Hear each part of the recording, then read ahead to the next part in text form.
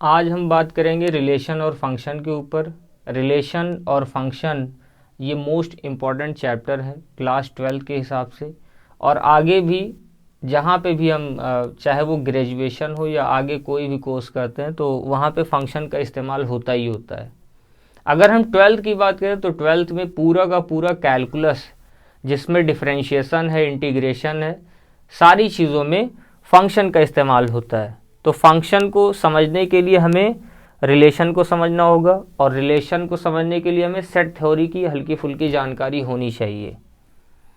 अब फिलहाल के लिए मैं ये मान के चल रहा हूँ कि सभी को सेट हल्का फुल्का आता है। अब इसमें क्या है, अगला स्टेप ये होगा अपना कि हम कार्टेशियन प्रोडक्ट के बारे में कुछ जानकारी लें। कार्टेशियन ये जो वर्ड है ये रेनी डेस्कार्टेस के नाम से निकल के आया है, उन्हीं के नाम से निकल के आया कार्टेशियन। जो कार्टेशियन प्लेन था और वहीं से ये उठ के आया कार्टेशियन प्रोडक्ट।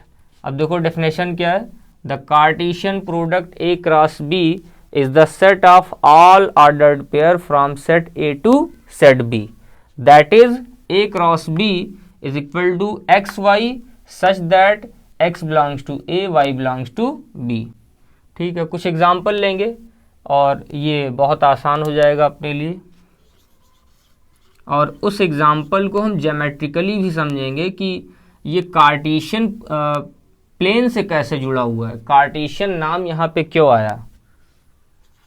तो अगर set A is equal to लिखा है 1 2 3 और सेट बी लिखा है मान लो 2 3 4 भी लिख लेते हैं, तो A cross B is equal to 1 2 3 ऐसे लिखा, और बगल में लिख दिया 2 3 4। अब नियम ये है कि पहला और इसका पहला 1, 2, फिर इसका पहला और इसका दूसरा 1, 3 1, 4, ठीक है, 2, 2 2, 3 2, 4 3, 2 3, 3 और 3, 4। तो ये अपना ए क्रॉस बी है। अब डेफिनेशन को कायदे से देखने की ज़रूरत भी नहीं है, इतना दिमाग में रखो कि ए क्रॉस बी ऑर्डर्ड पेयर का सेट होता है। जितने भी पॉसिबल ऑर्डर्ड पेयर बन सकते हैं उन सभी के कलेक्शन को हम ए क्रॉस बी बोल रहे हैं, जबकि फर्स्ट कंपोनेंट ए से आया और सेकंड कंपोनेंट बी से आया। यही चीज़ यहाँ पे बोला गया है कि जो फर्स्ट कंपोनेंट है वो ए से आया है और सेकंड कंपोनेंट बी से आया है। ठीक है, अब इसको अगर हम कार्टेशियन प्लेन पे देखें तो कार्टेशियन प्लेन मैं आगे बता रहा हूँ। चलो एक कार्टेशियन प्लेन बना लेते हैं, x x dash y dash और ये ओरिजिन। x एक्सिस पे सेट ए के एलिमेंट्स को प्लॉट कर लो, 1 2 और ये 3, 1 2 3 4। अब जो एलिमेंट है वही केवल यहाँ पे दिखाना, 2 है, 3 और 4 है। 1 2 3 x एक्सिस पे प्लॉट किया, 2 3 4 y एक्सिस पे प्लॉट किया। जो x एक्सिस पे प्लॉट किया उस पे वर्टिकल लाइन ऐसे ड्रॉ कर दो। अब चाहे वो डॉटेड लाइन हो या डार्क लाइन, वैसे डॉटेड लाइन सही रहता है लेकिन बस समझना है हमें। और इस पे y एक्सिस पे भी वर्टिकल लाइन जो कि x एक्सिस के पैरेलल है। अब ये जो पॉइंट मिला है वो कितना है, देखो x पे 1 और y पे 2, तो ये बन गया 1, 2। फिर ये कितना है 1, 3, ये कितना है 1, 4, देख सकते हो यहाँ पे 1 2 1 3 1 4। ये कितना है 2 2, ये 2 3। अगर साफ नहीं दिख रहा तो उसको ध्यान से सुनो, ये 2 4 और ये 3 1 और ये 3 2 और ये 3 4। ठीक है, और यही चीज़ यहाँ पे लिखा है। तो कुल मिला के ये समझ में आ रहा है कि वर्टिकल लाइन और हॉरिजॉन्टल लाइन जहाँ पे इंटरसेक्ट कर रहे हैं उन सभी का जो पॉइंट ऑफ इंटरसेक्शन है उनके कलेक्शन को ए क्रॉस बी बोला गया है। ज्योमेट्रिकली हम ऐसा फील कर सकते हैं। इस वजह से इसका नाम कार्टेशियन प्रोडक्ट पड़ा है। ठीक है, कभी भी याद रहे अगर दो सेट का हम गुणा कर रहे हैं तो इसका मतलब ये नहीं कि 1 इंटू 2 2 लिख दो और 2 3 6 लिख दिया, 3 चौक 12 लिख दिया। कभी भी डायरेक्टली वो एलिमेंट आपस में मल्टीप्लाई होते ही नहीं, एलिमेंट आपस में मल्टीप्लाई नहीं होंगे। कार्टेशियन प्रोडक्ट का मतलब ये होता है कि एलिमेंट मिल करके ऑर्डर्ड पेयर बना लेंगे। एक और एग्जांपल देखते हैं, दूसरा एग्जांपल, जैसे मान लो a इज इक्वल टू लिखा है ABC और b इज इक्वल टू लिखा है मान लो CD लिखा है, तो a क्रॉस b कितना होगा? a क्रॉस b होगा AC AD, फिर आ जाओ इस पे b पे, तो BC BD और फिर CC CD। तो कार्टेशियन प्रोडक्ट निकालना बहुत बड़ी बात नहीं है, उसको समझना बड़ी बात है कि मतलब कार्टेशियन प्रोडक्ट असल में होता क्या, ये चीज़ समझ में आ जाए ये अच्छी बात है अपने लिए। ठीक है, तो यहाँ पे कार्टेशियन प्रोडक्ट हमने A और B का निकाला, A क्रॉस B कितना आया? AC AD BC BD CC CD। ठीक है, निकालना बहुत आसान है, लेकिन ये हमें समझ में आ जाए कि इसका मतलब क्या और कहाँ पे इसको हम जोड़ सकते हैं। ठीक है, ये सारी चीज़ें आनी चाहिए। अब इसमें एक चीज़ और भी देख सकते हैं कि अगर इसमें 3 एलिमेंट है, इसमें 2 एलिमेंट है, तो A क्रॉस B में टोटल 6 एलिमेंट है। काउंट कर सकते हो, देखो 1 2 3 4 5 6। तो एक नियम यहाँ पे निकाला जा सकता है।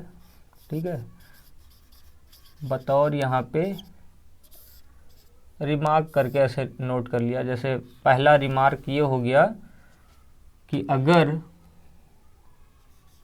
Na इज इक्वल टू मान लो P है और Nb is equal to Q है, then number of element in A cross B is equal to P into Q। मतलब क्या है? Number of element in A P है, number of element in B equal to Q, then number of element in A cross B is equal to P into Q। तो इस example के हिसाब से यहाँ पे Na कितना है? Number of element in A 3 है, number of element in B कितना है? 2, then number of element in A cross B is equal to number of element in A into number of element in B, that is 6। और count कर सकते हो, मतलब ये कि जरूरी है कि हम A क्रॉस B, अगर मान लो पूछा गया है कि A क्रॉस B में कितने एलिमेंट हैं, तो हम A क्रॉस B निकाल के तब बताएं कि 6 एलिमेंट हैं। डायरेक्ट भी बोल सकते हैं कि A में 3 B में 2, तो 3 दूनी 6 एलिमेंट। ठीक है, डायरेक्ट इससे किया जा सकता है। अब इससे रिलेटेड और चीज़ें क्या हो सकती है, जैसे A क्रॉस B में टोटल 6 एलिमेंट हैं, तो आगे ये भी सवाल आ सकता है कि number of subset of A cross B कितना होगा। ठीक है, दूसरा पॉइंट मैं यहाँ पे लिख दे रहा हूँ कि नहीं, इसी से जोड़ करके मैं लिख दे रहा हूँ कि number of subsets of A cross B is equal to 2 का पावर PQ, 2 का पावर PQ। ठीक है, अगर टोटल A क्रॉस B में 6 एलिमेंट है इस कहानी में, इस एग्जाम्पल के हिसाब से देखते रहो। ये तो हो गया अपना प्रॉपर्टी जो हर सवाल पे काम करेगा। इस सवाल के हिसाब से अगर मैं A क्रॉस B के सबसेट की संख्या निकालूं तो 2 का पावर 6 आएगा। 2 का पावर 6 कितना? 32 दूना 64। 64 सबसेट बनाए जा सकते A क्रॉस B के। अच्छा, इन्हीं सबसेट को ही नंबर ऑफ रिलेशंस भी बोला जाता है। अभी फ़िलहाल मैंने रिलेशन के बारे में कुछ नहीं बताया, लेकिन इतना तो नोट ही कर सकते हो कि जितना सबसेट उतना रिलेशन की संख्या। Of A cross B is equal to 2 का पावर पी क्यू। ठीक है, और ये दोनों बातें इसी से जुड़ी हुई हैं, पॉइंट नंबर 1 से। ठीक है, और ये ठीक है हल्की बातें हैं, लेकिन बहुत ज़्यादा भी हल्का नहीं है कि N A is equal to P, N B is equal to Q, then N A cross B is equal to P Q. बड़ा सिंपल है। Number of subset of A cross B is equal to 2 का power P Q. इस example के हिसाब से 2 का power 6 यानी 64 आ गया। नंबर ऑफ रिलेशन भी 64 बनाया जा सकता है। ठीक है, लेकिन फिर भी दिमाग में तो रहना ही चाहिए। दूसरा लिखते हैं कि if A B is equal to C D. इसका क्या मतलब है कि अगर दो ऑर्डर्ड पेयर आपस में बराबर लिखे गए हैं, then corresponding components are equal. Then corresponding components are equal. Corresponding component का मतलब ए सी के बराबर होगा एंड बी डी के बराबर होगा। A is equal to C and B is equal to D. ठीक है, इसको करेस्पॉन्डिंग कंपोनेंट कहते हैं। देखो ये फर्स्ट कंपोनेंट है, यानी first component is equal to first component and second component is equal to second component. चलो इस पे एग्जांपल नोट कर लेते हैं। जैसे मान लो लिखा है 2x plus 1 comma 5y plus 2 is equal to, मान लो लिखा है 3 कामा 8 माइनस 2, चलो 12 लिख देते हैं, 3 कामा 12। अगर ऐसे लिखा है और आगे लिखा है देन फाइंड, एक सवाल बना दिया, then find x and y, तो इसका सॉल्यूशन क्या होगा? हम लिखेंगे कि चूंकि ये दोनों आपस में बराबर हैं तो लिखेंगे equating the corresponding components. Corresponding component का मतलब क्या है? फर्स्ट कंपोनेंट बराबर फर्स्ट कंपोनेंट, सेकंड कंपोनेंट बराबर second component, equating the corresponding components. तो 2x plus 1 is equal to 3 and 5y plus 2 is equal to 12। तो यहां से 2x इज इक्वल टू 2 आया, that is x is equal to 1, और यहां से 5y is equal to 10, then 5 is equal to 2, 5 दूनी 10। x की वैल्यू 1 है, y की वैल्यू 2 है। तो इतना छोटा सा कॉन्सेप्ट है, लेकिन इस पे सवाल जब बन के आता है तो हमें बड़ा अजीब लगता है कि ये क्या चीज़ है ना। तो बहुत सिंपल कॉन्सेप्ट है, लेकिन इस पे सवाल भी बन जाते हैं कई बार। अगर a cross b is equal to लिखा है x y such that x a से आया है एंड y b से आया है। ठीक है, मतलब x belongs to a and y belongs to b। तो यहाँ पे x कामा y को ऑर्डर्ड पेयर बोला जाता है। क्या बोला जाता है? Ordered pair. हिंदी में इसको बोलते हैं क्रमित युग्म। ठीक है, अब एग्जाम्पल के लिए जैसे यहाँ पे जितने भी जैसे a comma c, a comma d, ये सभी क्या है? ऑर्डर्ड पेयर हैं। अब ऑर्डर्ड पेयर में कभी ये गलती ना करना कि 5 कामा 2 लिखा है और इसको सोच लो कि ये 2 कामा 5 के इक्वल हो सकता है। ये दोनों आपस में बराबर नहीं है। बिल्कुल 5 कामा 2 है तो 5 कामा 2 के इक्वल हो सकता है। ठीक है, अच्छा इसी में अगर मान लो लिखा है a cross b cross c is equal to x y z such that x a से आया है और y b से एंड z c से, और यहाँ x y z x comma y comma z को ऑर्डर्ड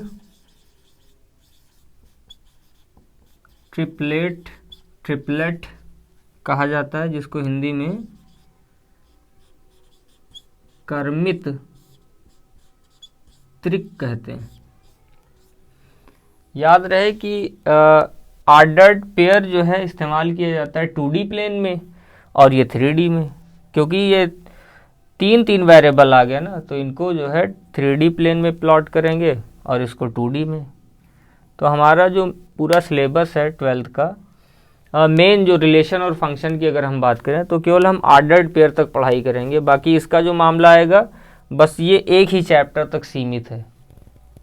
अच्छा, एक पॉइंट और है कि अगर A B belongs to R लिखा है, मतलब एक ऑर्डर्ड पेयर ए बी है जो किसी कार्टेशियन प्रोडक्ट का एक एलिमेंट है।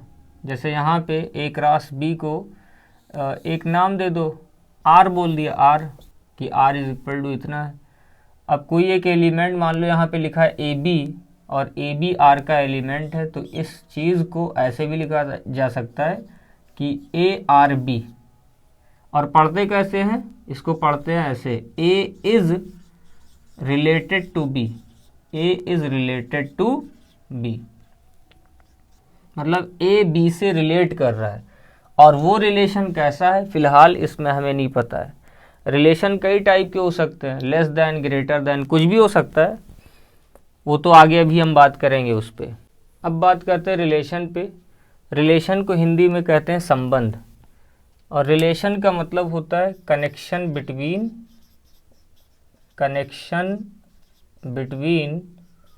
Two objects, connection between two objects, यानी दो चीज़ों के बीच में कनेक्शन को ही रिलेशन कहते हैं। दो चीज़ों के बीच में अगर कोई कनेक्शन है, कोई एसोसिएशन है, तो उसको हम क्या बोलते हैं, रिलेशन बोलते हैं। एग्जाम्पल के तौर पे पहला एग्जाम्पल जैसे लिखा है कि A is son of B, son of B, ठीक है। तो यहाँ पे ए और बी के बीच में सन का कनेक्शन है, ठीक है, कि ए बी का पुत्र है, ए इज सन ऑफ बी, तो इनके बीच में एक रिश्ता है, एक रिलेशन है।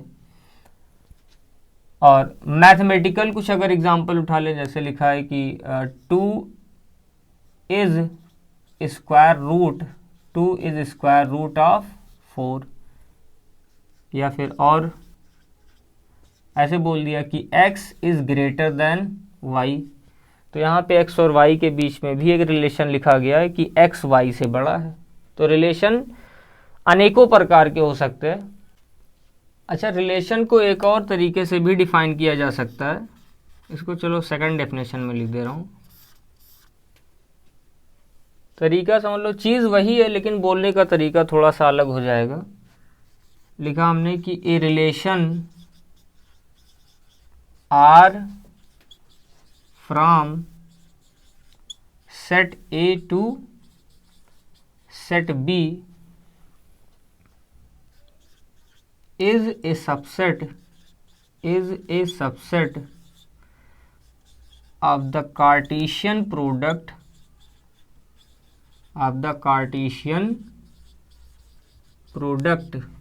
A cross B। A relation R from set A to set B। अब set A to set B का मतलब A क्रॉस B, अगर set B to set A बोला गया होता तो B क्रॉस A मिलता।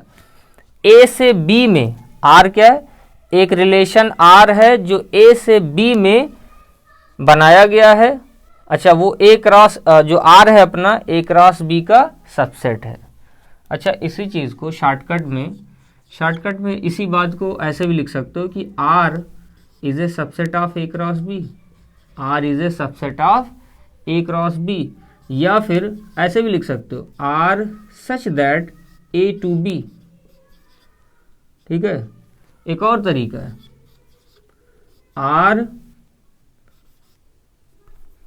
केमिस्ट्री जैसे लिख दो, केमिस्ट्री में रिएक्शन A to B ऐसे लिख दो और ऊपर R लिख दो, कि मतलब एक रिलेशन है जो A से B में बनाया गया है, एक रिलेशन R है जो A से B में बनाया गया है। और इसमें भी वही मतलब निकल के आ रहा है कि एक रिलेशन R A से B में बनाया गया है, तो जो रिलेशन R है वो A क्रॉस B का सबसेट होता है। अच्छा, कुछ एग्जांपल देख लेते हैं। एग्जांपल के लिए जैसे मान लो एक सेट A है 1 2 3 और B इज इक्वल टू है 2 4 6, ठीक है।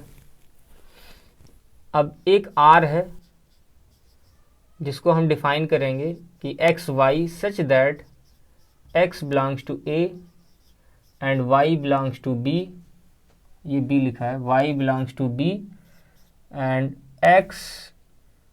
एक्स लेस देन, या कोई कंडीशन लगा सकते हो, चलो एक्स लेस देन वाई ही लिख दिया।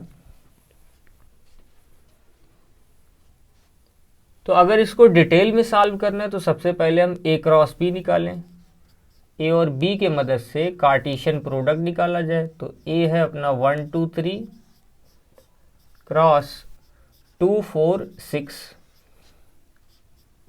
तरीका वही पुराना, 1 2, देखो 1 2 1 4 1 6, फिर 2 2 2 4 2 6, आसान है निकालना, 1 2 1 4 1 6, 2 2 2 4 2 6, फिर 3 2 3 4 और 3 6। ये अपना ए क्रॉस बी है। अच्छा, ए क्रॉस बी कार्टेशियन प्रोडक्ट है जिसमें कोई भी ऑर्डर्ड पेयर नहीं बचता है, सारे के सारे ऑर्डर्ड पेयर, जितने भी ऑर्डर्ड पेयर हो सकते हैं सब के सब आते हैं। जैसे 3 एलिमेंट इसमें 3 इसमें, तो 3 त्रिका 9 एलिमेंट ए क्रॉस बी में है। ठीक है, उससे एक एलिमेंट अगर कम है तो हम उसको ए क्रॉस बी नहीं बोलेंगे। अच्छा, आर की बात करें, आर, तो आर में कंडीशन लगा है कि आर एक्स वाई यानी ऑर्डर्ड पेयर का कलेक्शन है जिसका फर्स्ट कंपोनेंट सेट ए से लेना है और सेकंड कंपोनेंट यानी वाई बी से लेना है, और फर्स्ट कंपोनेंट सेकंड कंपोनेंट से छोटा है, एक्स लेस देन वाई। चलो आर पे आ जाते हैं। Therefore R is equal to, अब उन ऑर्डर्ड पेयर को देखो जिसमें फर्स्ट सेकंड से कम हो, तो 1 2 आएगा, 1 4 भी इसमें आएगा, 1 6 हो गया, 2 4 2 4 2 6, और ये 3 4 और 3 6। यही बोला गया कि जिसमें फर्स्ट कंपोनेंट छोटा हो सेकंड कंपोनेंट से। कंडीशन बदला जा सकता है। मान लो ये आर को मैंने इसी सवाल में ऐसे डिफाइन किया, किसी और सवाल में मान लो मैंने ऐसे डिफाइन किया होता है कि R is equal to x Y, A और बी सेम है ना, ए और बी बिल्कुल यही चीज़ है, और आर को मैं इस बार बदल रहा हूँ, R is equal to x y such that x belongs to A and y belongs to B, और कंडीशन ये लगा दो कि y is equal to 2x, y is equal to 2x। तो यहाँ पे ऐसे कौन कौन से ऑर्डर्ड पेयर हैं जिसमें second component A cross B से ही देखना है, सेकंड कंपोनेंट फर्स्ट का डबल हो। जैसे अगर मैं x1 रखूं तो y कितना आ जाए 2, तो मतलब क्या 1 2। फिर अगर 2 रखा जाए तो y कितना आएगा 4 आएगा, तो 2 4। x अगर यहाँ पे 3 रखा जाए तो y कितना आएगा 6, यानी 3 6। तो r में एलिमेंट आएगा 1 2 2 4 3 6। मतलब 2 सेट अगर गिवन है तो कंडीशन लगा के ऐसे ढेर सारे सेट बनाए जा सकते हैं। अब सवाल उठता है कि कितने सेट बनाए जा सकते हैं, तो क्या इसका जवाब इनफाइनाइट है, अनगिनत है? नहीं।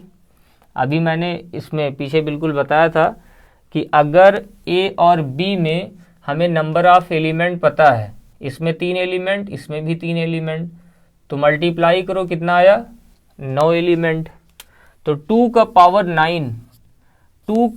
9 रिलेशन बनाए जा सकते हैं टोटल। अब 2 का पावर 9 कितना होता है, 2 का पावर 5 इंटू 2 का पावर 4। एग्जैक्टली मुझे याद नहीं है कि ये इतना होता है, ये होता है 32 और ये 16।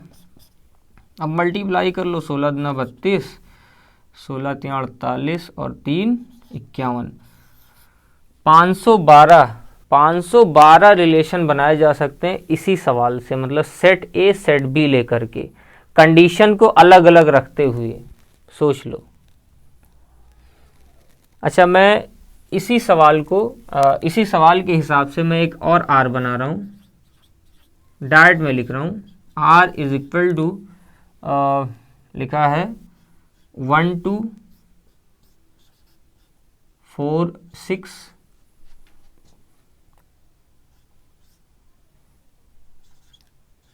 3 4।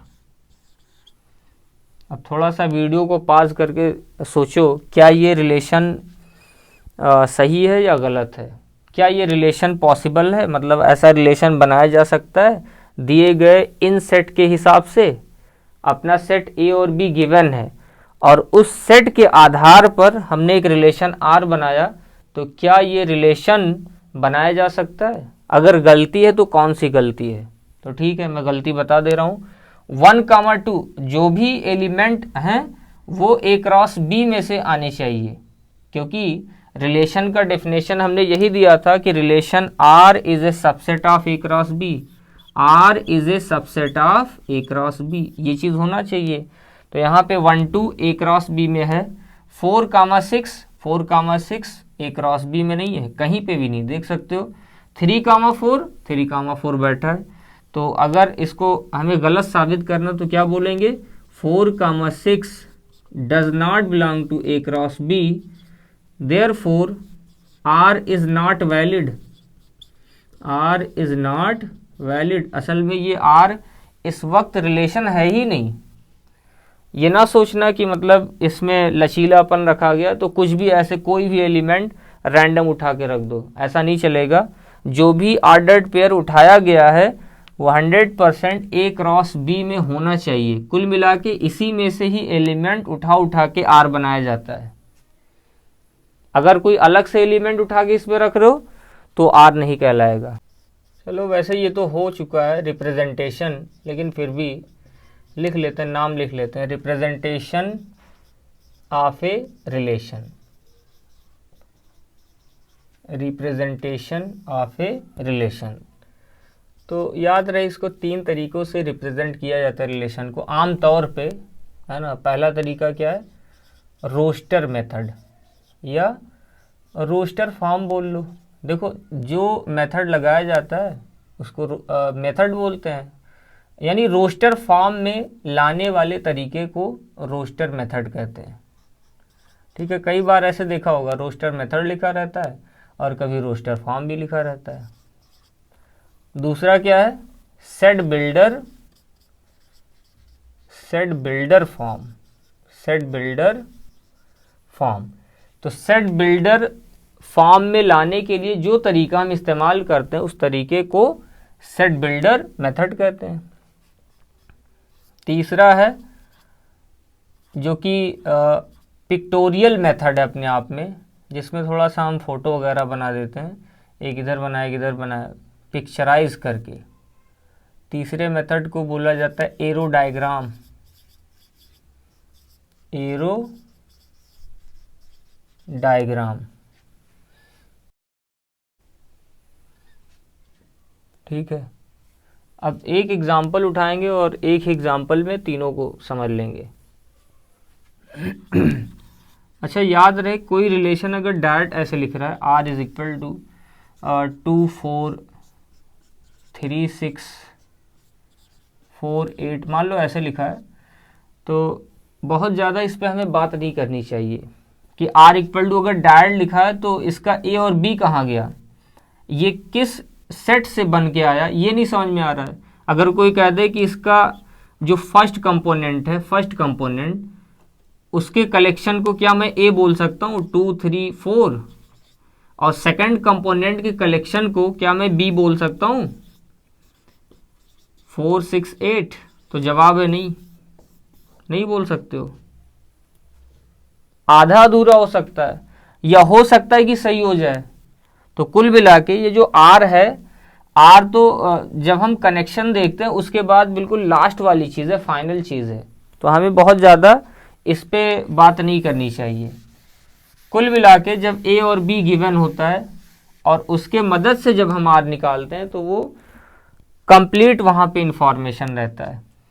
एग्जाम्पल के लिए जैसे A is equal to given है 1 2 3 4, अच्छा, क्या ये ज़रूरी है कि आर निकालने के लिए हमेशा हम कार्टेशियन प्रोडक्ट निकालें?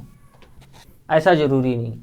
कार्टेशियन प्रोडक्ट निकालना समझ लो बहुत भारी कई बार पड़ जाता है। जैसे मान लो इसमें 4 एलिमेंट है और मैं जानबूझकर इसमें एलिमेंट बढ़ाने जा रहा हूँ 2, 4, 6, 8, 10, 12।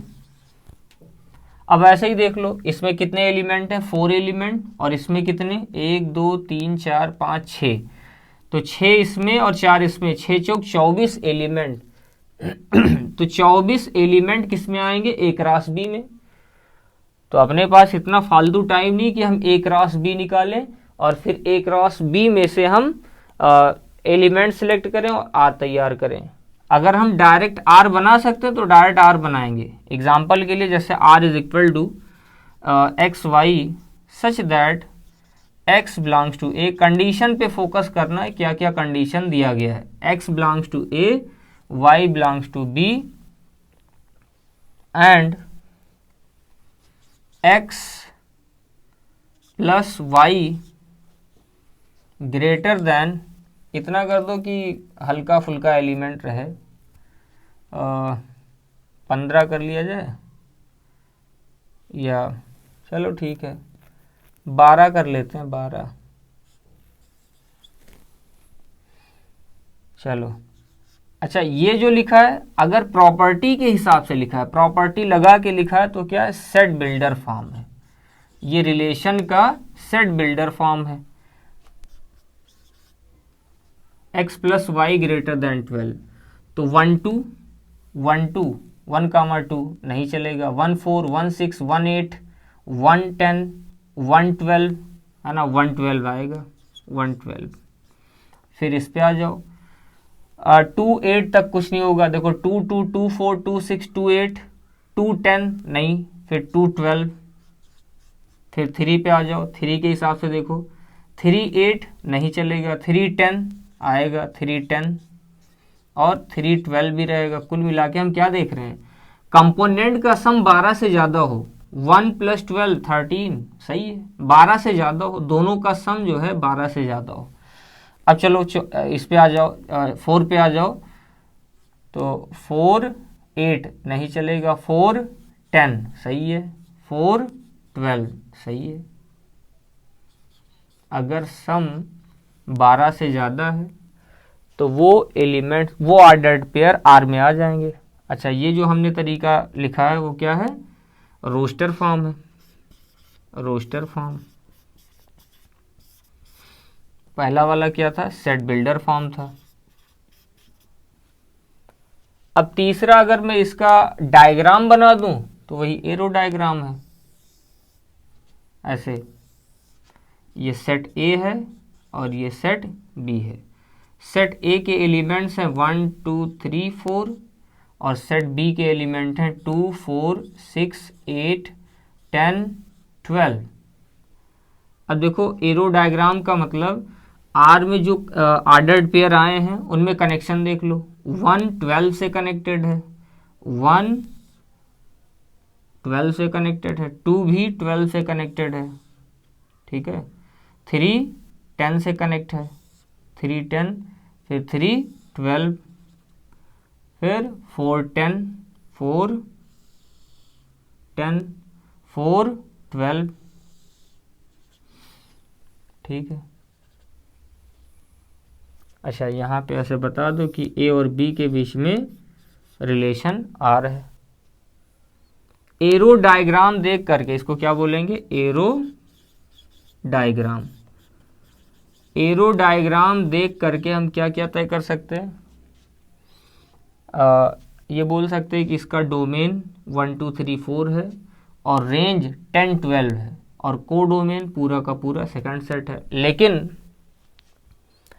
अगर केवल हम आर देखें तो आर अपने आप में कंप्लीट इंफॉर्मेशन नहीं देता है। तो कभी भी हमें आर पे ही फोकस नहीं करना चाहिए, हमें ये भी देखना चाहिए कि आर किन दो सेट से मिलकर के बना है। हो सकता है कि दो सेट से मिलकर बनाओ या फिर सिंगल सेट के कार्टेशियन प्रोडक्ट से ही बनाओ। कुल मिला के दो सेट तो बन ही जाता है। जैसे मान लो आर ए क्रॉस बी का सबसेट ना हो करके आर ए क्रॉस ए का ही सबसेट है, ठीक है, एक ही सेट था लेकिन उसी को उसी के साथ कार्टेशियन प्रोडक्ट कर दिया, कुल मिला के 2 सेट तो बन ही गया ना। तो उन 2 सेट के बारे में आइडिया होना चाहिए, वरना आर जो है, आर से हमें गलती भी हो सकती है, हम गलत भी इंफॉर्मेशन दे सकते हैं।